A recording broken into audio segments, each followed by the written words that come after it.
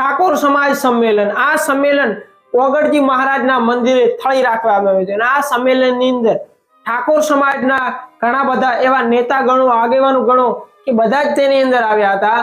જો આગેવાનોની વાત કરીએ તો ગેનીબેન ઠાકોર, અલ્પેશભાઈ ઠાકોર, કેશાજી ચૌહાણ, લવિંગજી ઠાકોર એવા ઘણા બધા જે ઠાકોર સમાજના આગેવાનો છે તે આ સંમેલનની અંદર આવ્યા હતા અને તેમના બધા જે મુદ્દાઓ તેઓ સ્ટેજ પર મૂક્યા અને ગેનીબેન ઠાકોરે જે 15 મુદ્દાઓ મૂક્યા, જો ઠાકોર સમાજ આ મુદ્દાઓનું પાલન કરશે તો તેને ઘણા બધા ફાયદા થઈ શકે છે। ગેનીબેને 15 થી 17 મુદ્દાઓની વાત કરી। જો આપણે તે મુદ્દાઓની થોડી વાત કરીએ તો તેમણે કીધું હતું કે લગ્ન પ્રસંગની અંદર જ્યારે લગ્ન પ્રસંગ હોય ત્યારે આપણા સમાજની અંદર ઘણો બધો ખર્ચો થતો હોય છે, તો તે ખર્ચાને થોડો આપણે કમ કરવાનો છે। તો ડીજે પ્રોગ્રામની વાત કરીએ, પછી કે હલ્દી રસમ હોય કે પછી કે બોલમણા હોય, તે બધા જ પ્રથાઓને આપણે બંધ કરવાની છે। તેના લીધે આપણા સમાજની અંદર ઘણો બધો ખર્ચો થતો હોય છે, તેના લીધે ઠાકોર સમાજ બહુ જ દેવાની અંદર આવતા હોય છે, એટલે તે પણ બધું બંધ કરવામાં આવશે। જો જાન લઈ જવાની હોય તો તે આપણે 200 થી 300 માણસો લઈ જાય, તેની જગ્યાએ ફક્ત 100 માણસોને જ લઈ જવામાં આવશે અને તેનાથી વધારે માણસોને લઈ જવામાં નહીં આવે। અને જો ગાડીઓની વાત કરીએ તો આપણે ગાડીઓની એકદમ લાઈન લગાવી દઈએ છીએ, તો તે ગાડીઓની લાઈન પણ લગાવવાની નથી। હવે ફક્ત 11 ગાડીઓ જ જાનની અંદર જશે, જેમાં એક ગાડી ફક્ત વરરાજાની છે અને પાછળની 10 ગાડીઓ એ તમારા બધા જે 100 માણસો તેની અંદર આવી છે, એના સિવાય કોઈ જ વધારાના માણસોને લઈ જવામાં નહીં આવે।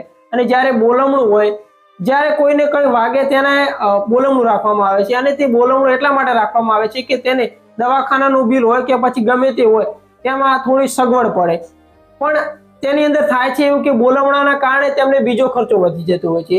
વાગ્યું હોય છે થોડું અને તેનું બોલમણું રાખે એટલે મોટો બધો ખર્ચો થતો હોય, જમણવાર હોય કે પછી ગમે તે ખર્ચો થતો હોય એ ઘણો બધો ખર્ચો થાય, એટલે તે પણ બંધ કરવામાં આવશે। અને જ્યારે મામેરું ભરતા હોય છે ત્યારે મામેરાની અંદર અઢળક રૂપિયો વાપરતા હોય છે, ઘણો બધો રૂપિયો, જો કે વ્યાજવા લાવીને કે પછી જમીન ગીરવે મૂકીને પણ મામેરું કરતા હોય છે, એટલે આ પ્રથા પણ બંધ કરવામાં આવશે। તેની અંદર ફક્ત 1,50,000 સિવાય વધારાની રકમ તમે અંદર નહીં મૂકી શકો। અને કે ઓઢમણા કે કોઈ એવા વાસણો પણ લઈ જવાના નથી, તેના લીધે તે વાસણોને શું ફક્ત તે અભરી ઉપર જ પડ્યા રાખે, તો કશું જ કામમાં આવતા નથી। અને જો દીકરીના કરિયાવરણની વાત કરીએ તો કરિયાવરણની અંદર એટલા બધા વાસણો આપતા હોય છે ને, તે બધા જ વાસણો કશું જ કામના હોતા નથી, છતાં પણ તે વાસણોને આપતા હોય છે, એટલે એ બધા જ વાસણોને બંધ રાખવાના અને ફક્ત રસોડા સેટ અને બીજા 2-3 વાસણો સિવાય એનાથી વધારે કશું જ દીકરીને પણ આપવામાં નહીં આવે। જો તમારે આપવું હોય તો તમે બીજા કે ત્રીજા દિવસે જઈને તેના ઘરે ગમે તેટલું આપી શકો છો, પણ લગ્નના દિવસે તો ફક્ત આટલું જ આપવામાં આવશે। અને જ્યારે દાગીનાની વાત કરીએ તો ત્યારે દાગીના પણ ઘણા બધા જ કરતા હોય છે, જેના લીધે જે વ્યાજવા રૂપિયા હોય કે પછી કોઈ જમીન મૂકીને પણ દાગીના બનાવતા હોય છે અને અંતે તે દાગીના વેચવાનો વારો આવતો હોય છે, એટલા માટે એવું કશું જ કરવામાં આવશે નહીં। દાગીના પણ લિમિટમાં જ લેવામાં આવશે। અને પછી આપણે કુરિવાજોની વાત કરીએ તો આપણા સમાજની અંદર ઘણા બધા જ એવા કુરિવાજો છે જેના લીધે આપણો સમાજ બહુ જ પાછળ રહી ગયો છે। જો બીજા સમાજની વાત કરીએ તો બીજો સમાજ આપણા સમાજની હરોળમાં બહુ જ આગળ વધી ગયો છે અને આપણા સમાજની અંદર એટલું બધું શિક્ષણ પણ નથી, એટલા માટે આપણે આપણા સમાજની અંદર શિક્ષણ પણ જરૂરી છે, એટલે શિક્ષણના મુદ્દાઓને પણ આ સંમેલનની અંદર ધ્યાને લેવામાં આવ્યા હતા। અને ઘણી બધી એવી સંસ્થાઓ જો કે ઠાકોર સમાજને ખોલવામાં આવશે, તેની અંદર ઠાકોર સમાજના દીકરા કે દીકરી ફ્રીમાં પણ ભણી શકે છે। અને જ્યારે લગ્ન પ્રસંગ હોય છે ત્યારે અત્યારે તો એવું થઈ ગયું છે કે 12 મહિના લગ્ન થતા હોય છે, એટલા માટે તે 12 મહિના લગ્ન પ્રથા પણ બંધ કરવામાં આવશે। ફક્ત મહા અને વૈશાખ આ 2 જ મહિનાની અંદર ઠાકોર સમાજ તેના લગ્ન કરી શકે, એના સિવાય વધારાના મહિનાની અંદર તે લગ્ન કરવાની પ્રથા પણ બંધ કરવામાં આવશે।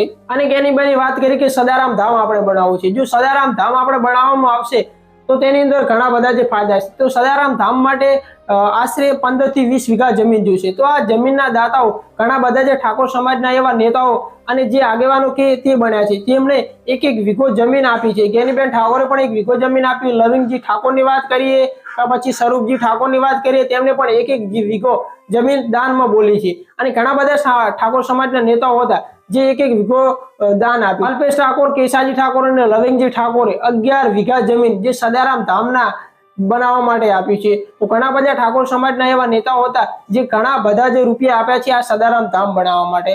તો થોડા સમયની અંદર જમીન ખરીદી અને સદારામ ધામ પણ બનાવવામાં આવશે અને તેની અંદર યુનિવર્સિટીઓ ચલાવવાની છે, સદારામ યુનિવર્સિટી। આપણે પણ ગુજરાતની અંદર લાવવાની છે, જે ફક્ત ઠાકોર સમાજના છોકરાઓ માટે રહેશે. કેમ કે ઘણા બધા જે સમાજની અંદર તેમની યુનિવર્સિટીઓ ચાલતી હોય છે તે ફક્ત તેમના સમાજ પૂરતી જ હોય છે, કેમ કે આપણા સમાજના છોકરાઓ ત્યાં ભણી શકતા નથી. એટલા માટે આપણે પણ આપણા સમાજની યુનિવર્સિટી બનાવવાની છે.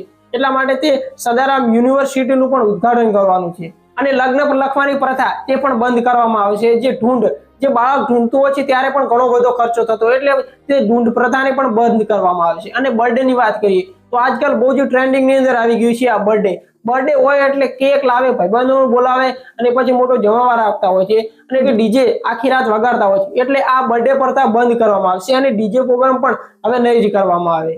એટલે આવા ઘણા બધા એવા નિયમો બનાવવામાં આવ્યા છે જે ઠાકોર સમાજની ઘણા બધા ફાયદા થઈ શકે છે. જો ઠાકોર સમાજ આ નિયમોનું પાલન કરશે તો તેને ઘણા બધા જે ફાયદા થઈ શકે છે અને તે દેવાદાર થતો બચી શકે છે. અને અલ્પેશજી ઠાકોરે પણ તેમના ભાષણની અંદર ઘણી બધી જે એવા નિયમોની જોગવાઈ કરી છે, જેના લીધે ઠાકોર સમાજની અંદર ઘણી બધી જાગૃતતા આવી શકે છે અને શિક્ષણ તરફ ઠાકોર સમાજ વધે તેના માટે બધા જે આગેવાનો અને નેતાઓ તેમનું ભાષણ આપ્યું તેની અંદર ફક્ત શિક્ષણને લઈને જ કહ્યું કે ઠાકોર સમાજ જેટલો જ શિક્ષિત થશે તેટલો જ તેનો વિકાસ થશે. એટલા માટે શિક્ષણ આ સમાજની અંદર બહુ જ જરૂરી છે.